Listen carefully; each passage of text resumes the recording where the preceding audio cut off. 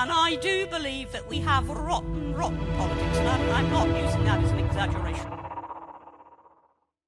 Hey everyone and welcome. Authoritarianism is raising its ugly head around the West, and the leaders cowering in their boots. Now this is the face of authoritarian. Jacinda Ardern, Prime Minister of New Zealand, effectively declaring war on citizens. Now obviously it looks a little bit different than what you would expect for authoritarianism, but it's authoritarianism nonetheless. Have a listen to these words, absolutely disgraceful, bearing in mind that this is desperation from them.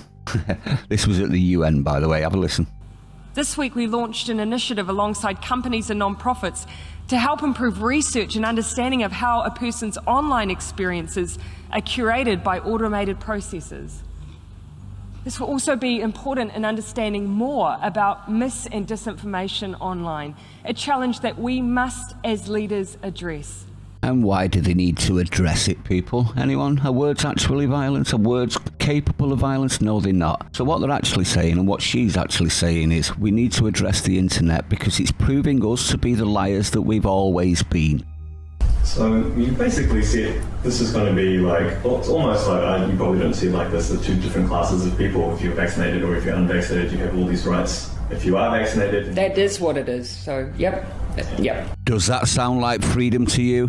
Does that look like freedom that she cares so much about? Sadly, I think it's easy to dismiss this problem as one in the margins.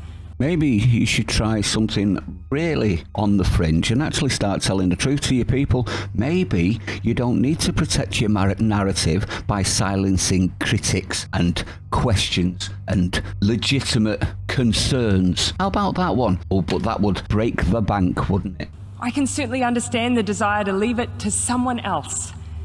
As leaders, we're rightly concerned that even the most light-touch approaches to disinformation could be misinterpreted as being hostile to the values of free speech that we value so highly. No, you don't even understand the concept of free speech if you're trying to shut it down because you don't like the words. Disinformation, misinformation just means not what we're telling the people.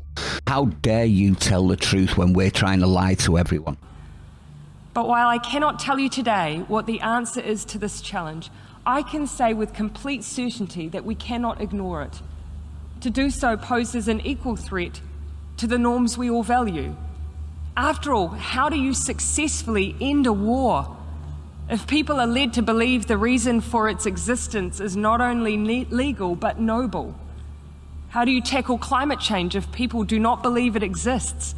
And there you have it. How do you create a narrative to the people, in other words lies, so that they do as we want them to do, so that we don't have to do what they want us to do?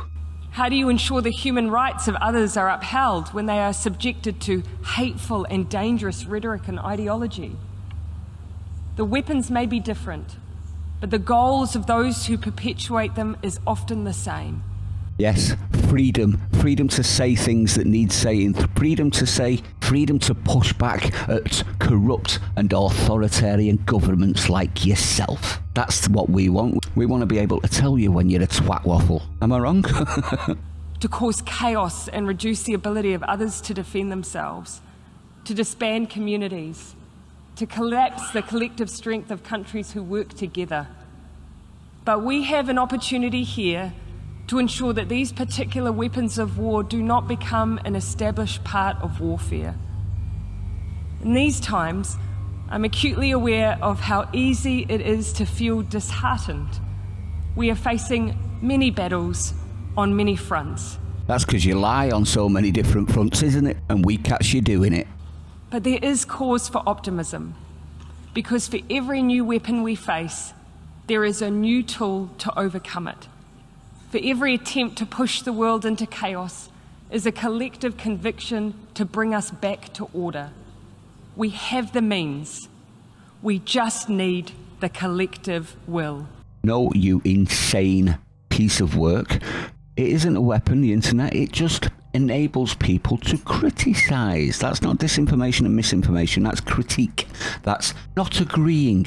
Dissent. Exactly what people of free countries should expect. How dare you? And I hope this backfires big time. New Zealand, if you're listening, that she wants to lock your internet down. She wants to lock everything down. But rest assured, Jacinda, you may think you've got the tools to shut down the internet, but you can't. There's always nooks and crannies that we can find that will enable us to give dissent, critique, and question, no matter how long you try.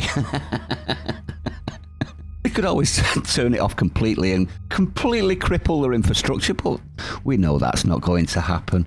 Good luck, you tyrant. Do you now see what I mean about desperation? They know that they're losing power. They can't continue to control the sheep if the narrative is being broken on a daily basis. So keep on the internet, everyone. Keep putting out memes. To do a wonderful job, memes. So meme. Let's troll the left out of government. Let's push them until we control government. Time for the right to make a stand across the West. We've seen it starting in certain places. It's going to continue, and they are terrified. Let me know what you think. Stay sane. Share this out. I'll see you on the next one.